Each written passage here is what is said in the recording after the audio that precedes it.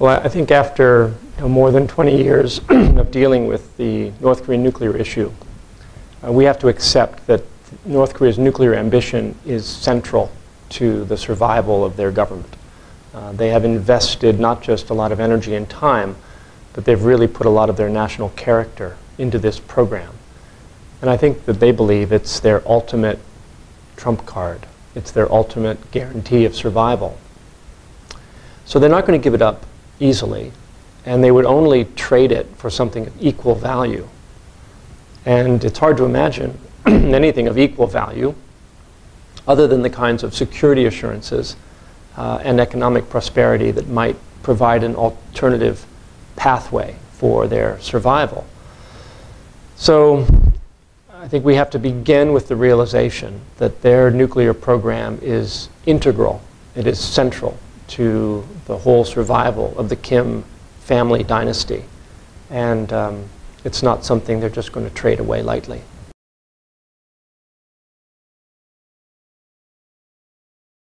I do believe there are still circumstances under which North Korea might be willing to give up their nuclear weapons capacity.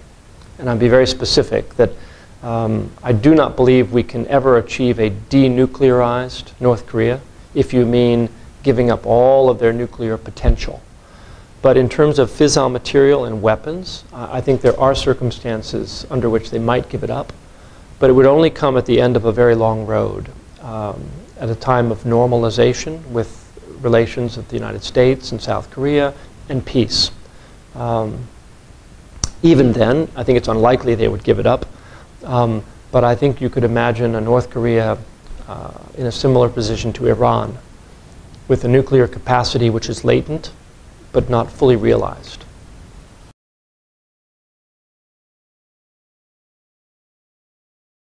Yes. Well, one of the real challenges for the international community in dealing with North Korea is that because their economy is so small and they have such a very tiny, legitimate economy, our sources of leverage on North Korea are very few. So, when Iran was sanctioned by the international community, they paid a heavy economic price. Iran is also a country with a democratic system. A lot of people don't realize this, but even though it is in some ways an oligarchy, the people of Iran vote. They express themselves through a political system, and they are able to bring pressure onto their own leadership. And in North Korea, that doesn't exist either. So when you sanction North Korea, the people who are suffering have no mechanism to communicate that suffering to the leadership and try to convince them to change course. So this makes sanctions a tool to be used with a certain amount of skepticism when we talk about North Korea. I think we can use sanctions to get their attention, but we probably cannot use sanctions to compel them to do what we want. And so if we have their attention, the next thing we have to do is we have to talk to them. There's no point in having sanctions and just having sanctions for 20 years without dialogue.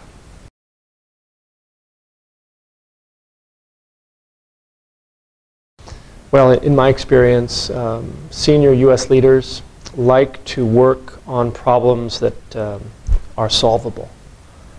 And the North Korean problem is a discouraging one.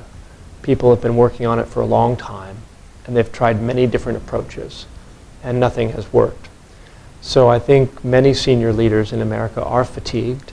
I think other members of the six-party talks are also frustrated by the failure of the talks. In order for the United States to engage in a serious diplomatic effort, I think the leadership of the United States will have to be convinced either that the risks are growing greatly on the Korean Peninsula and that we must do something, or that something has changed in North Korea and that this time negotiations might work. I think that's why the Obama administration has set the bar so high for the return to the six-party talks. They're waiting for a signal from North Korea that this time North Korea is serious about abandoning their nuclear weapons potential and capabilities.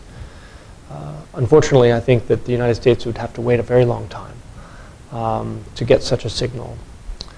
And I think that the patience of the United States should not become another name for indifference to the situation on the Korean Peninsula.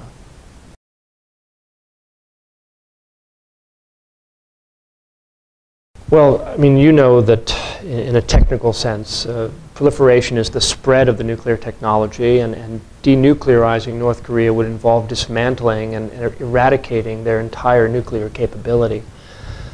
There's been a long debate in the United States about what poses the bigger threat. Is it the threat that North Korea will export fissile material or nuclear technology to a third party, maybe even a terrorist organization? Or does North Korea's own possession of nuclear weapons pose a serious threat to the United States and its allies, to the Republic of Korea, to Japan?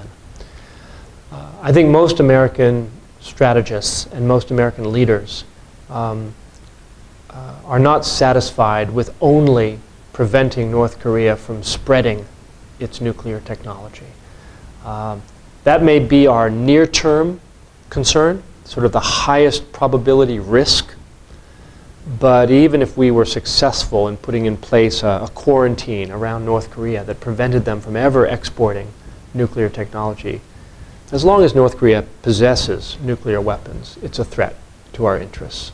It's a threat to the security of the people of South Korea and other neighbors of North Korea. So I think the goal has to be completely eradicating North Korea's nuclear weapons capacity. But if you ask me what is the higher probability threat right now, that North Korea would use a weapon or North Korea would export a weapon, I'm more concerned about the export. And of course we have a track record. We know that they exported nuclear technology to Syria. Imagine how bad the Syrian conflict might be now if Syria possessed nuclear weapons. So we need to deal with both threats, but we can't pretend that only preventing North Korea from proliferating is enough of the answer.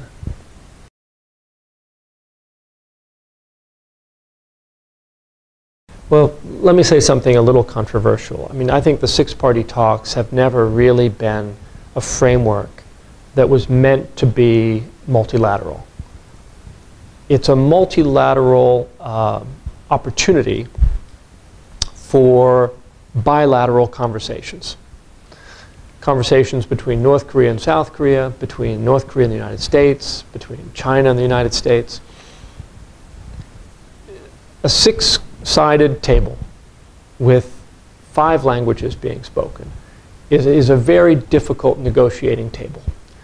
And I think the six-party talks are useful mostly because whenever there could be an agreement between North Korea and principally the U.S. and South Korea, whenever that agreement could be reached, we need external guarantors of that agreement. And the real value of the six-party talks is that you have China, Russia, and Japan who are available both to provide resources but also to hold the other parties accountable for fulfilling their commitments. But the nub of the matter, the crux of this conflict is not something that is going to be resolved around a six-sided table. It's going to be resolved in direct negotiations between North and South and between North Korea and the United States. And so, you know, we have had no six-party talks for 5-6 years. I think we need to start somewhere, and we probably need to start with intensified diplomacy North and South and a resumption of diplomacy between the United States and North Korea. I think much will depend on North Korea's attitude. I don't believe that the Obama administration will abandon its principled position that North Korea has to demonstrate in a concrete way its commitment to denuclearization eventually in order to trigger serious negotiations. So I think that the U.S. believes that the ball is in North Korea's court. If I try to look at it and take a step back from the process and imagine, will North Korea make that decision? Probably not, unless the United States and other parties do something to shape the negotiating environment. So they can shape the environment by additional sanctions. They could shape the environment by humanitarian outreach or other signs of goodwill. They could shape the environment through high-level secret diplomacy to try to communicate messages. So there are different ways that the United States might try to shape the negotiating environment to persuade North Korea to make those concrete gestures. But one way or the other, until North Korea does that, I don't think you're going to see a resumption of talks.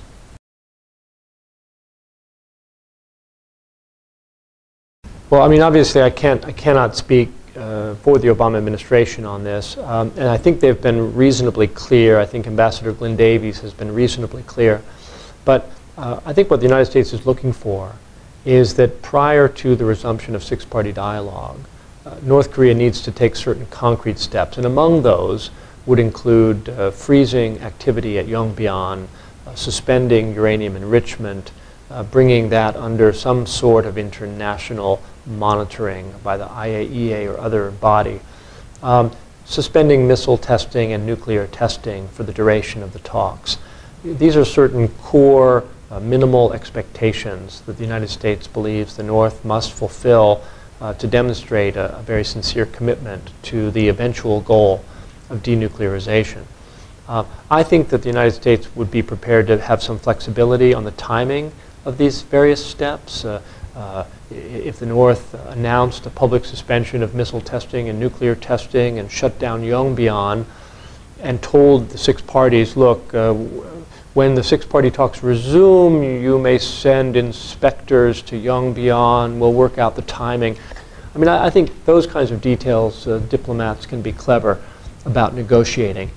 But the core of it is that the United States is not prepared to negotiate while the North is holding a gun pointed at the U.S. I think from the North Korean perspective, they may have a similar request. They may expect the United States to suspend military exercises or to promise not to impose any new sanctions or to lift some sanctions when the talks resume. Again, I think the diplomats will have to work that out. And I have no reason to believe that the Obama administration would be completely inflexible. I mean, I think they would have some flexibility on such conditions. One of the difficulties here is that North Korea is the weaker power. And preconditions of any kind, are deeply offensive to Pyongyang. They feel the coercion of that. Sometimes I wish that the U.S. side would find other words to express their needs. That these might not be conditions, but these are expectations, or ways in which both sides can demonstrate goodwill towards one another. Because in my experience dealing with North Korea, they hate preconditions.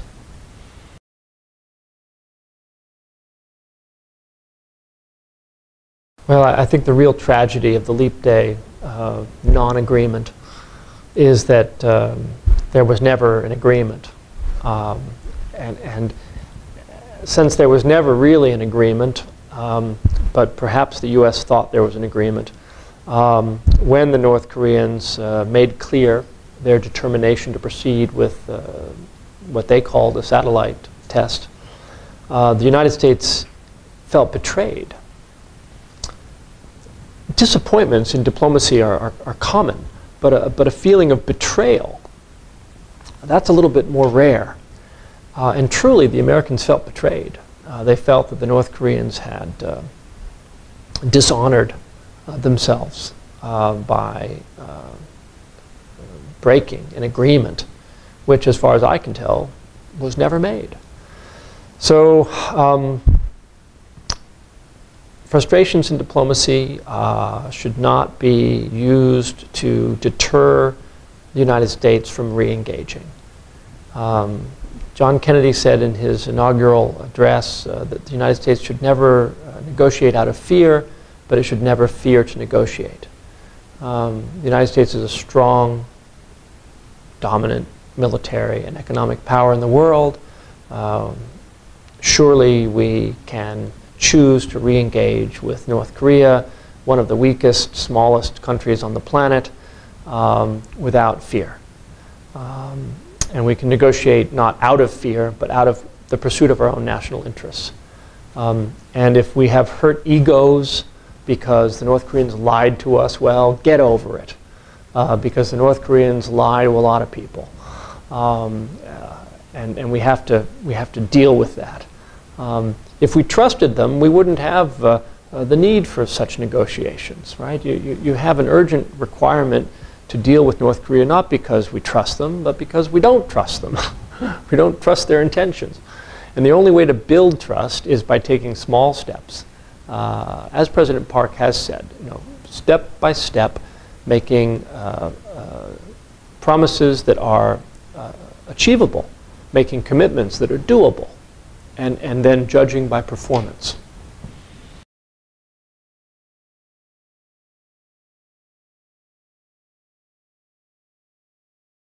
I think South Korea, through its trustpolitik, through the Northeast Asian Peace and Cooperation Initiatives, I think the South Korean government is trying to do what I'm suggesting. I think they're trying to shape the negotiating environment. No one believes that agricultural projects or Kaesong or Mount Kumgang or cooperation in public health, no one believes that those channels will solve the North Korean nuclear issue. But the hope is that by establishing better channels of communication, by building a little bit of trust in the relationship, you can persuade the North Korean leadership that it is productive for them to sit down at the table and talk about the tough issues. And I think that what South Korea is trying to do could create some political space for the Obama administration to follow. At different times, the U.S. or South Korea has led in the efforts to achieve denuclearization.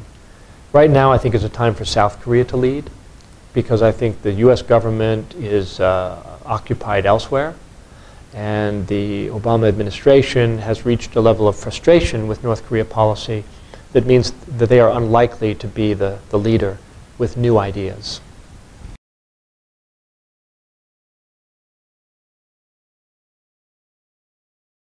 This was not my original idea. I mean, I think that many scholars and politicians have been looking for a way to reconfigure the negotiating environment, reshape the negotiating environment in Northeast Asia for quite some time. And the beauty of the Helsinki process was that it was not designed to dissolve the Soviet Union. It was a process of engagement that was predicated on mutual respect. And it was a process of engagement across multiple dimensions. Confidence and security building measures on the security side, economic engagement, as well as human rights, and people to people. And so in imagining a Helsinki process for Northeast Asia, my objective is to try to say to the nations who care about the North Korean nuclear problem, what can we do to shape the negotiating environment? And while we're waiting for a resolution of the really tough nuclear issue, what can we do to improve the lives of the people of North Korea and to make everyone in the region feel more secure? So the Helsinki process should be comprehensive across multiple dimensions. It could start with people-to-people initiatives. Family reunification is a piece of this, but by no means the only part. Cultural exchanges, sports exchanges, symphony visits to New York by the Pyongyang Symphony. trying to break the ice. It should include an economic component. Some of that could be, because after all, I mean, normal economic relations are not sanctioned with North Korea. You know, so can there be things in the agricultural sector? Science to science. Again, still respecting existing sanctions. Why not have discussions between the National Academy of Science in North Korea and the U.S. National Academy of Science? Excuse me. In terms of the timing and the sequencing of a Helsinki process, I mean, I think you start with the easy stuff, with the least controversial, the most mundane. And then you build to the harder things, which would include on the security side, looking at conventional military confidence building measures. You could look at a West Sea agreement to try to reduce the tension over the fishing grounds there and the northern limit line. You can look at agreements with respect to the military exercises that both sides hold in terms of the scale and the scope of those exercises, as well as the potential even to have observers attend those exercises. None of it would be designed to resolve the nuclear issue by itself, right? You're talking about a process to build trust and confidence. I think it's very consistent with what President Park has outlined. It's one of the reasons why I was sort of excited when I saw the similarities between what she was suggesting with her Seoul process and the Helsinki process. I'm sure that she was herself inspired in part by the Helsinki experience. Would North Korea go for it? I'm not sure. The culmination of the Helsinki process was the dissolution of the Soviet Union. I'm sure that there must be some in North Korea who would worry that this is some kind of a poison pill. The thing about a Helsinki process is that it should be multilateral, and the advantage there is that there are a lot of other players that do take an interest in the future of Northeast Asia. The Europeans, the Mongolians, Asian partners like Australia, New Zealand, Singapore. None of them have a role to play right now with the six-party talks. But all of them could play a role as part of a Helsinki process. And some of them, like Mongolia or Vietnam, are reasonably well trusted by North Korea. And so this would provide a mechanism through which they could contribute to peace and stability in Northeast Asia. And sometimes it's a little harder to engage with your adversary than it is to engage with a neutral party or a friend. And one of the reasons why I think the Helsinki process holds promise in Northeast Asia is that, after all, North Korea has diplomatic relations with almost every country in the EU. So this would give them a way to contribute to peace and stability. North Korea has fraternal good relations with Mongolia. But Mongolia also has good ties to South Korea. So you can imagine the Mongolians providing tutelage, if you will, or lessons learned to the North Korean government about how to engage in the international system. So I think it broadens the players.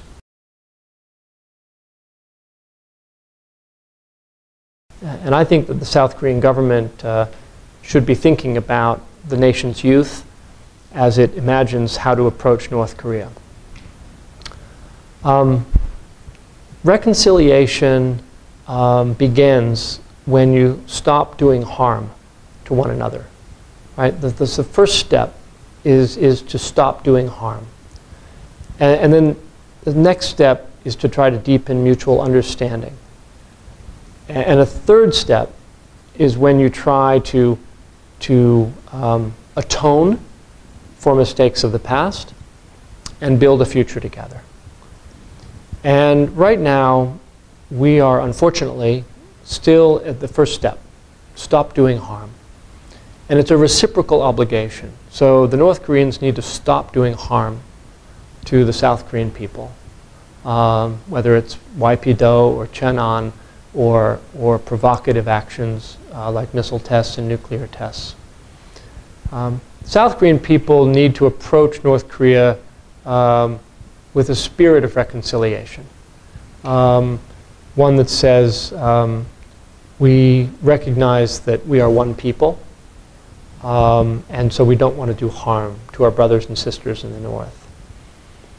And I think the South Korean government has very much tried to be governed by this sense of a process of reconciliation. And so my only advice to the government would be to be persistent in its pursuit of peace, and to understand that the only path forward that will enable the young people of North Korea and South Korea to one day be united is one in which the governments stop doing things toward each other that are antagonistic and start to build a record of cooperation on mutual interest, step by step. And it may take time, but that just means that we should start immediately, because the longer we wait, the longer we have to wait for the day of reconciliation and hopefully unification. So that's very generic advice, but I do think that the leaders of South Korea, leaders of the United States and North Korea, should be thinking about the youth and what kind of a world they will grow up in, and will it be a peninsula marked by hostility and division, or by cooperation and common interest. And hopefully it will be the latter.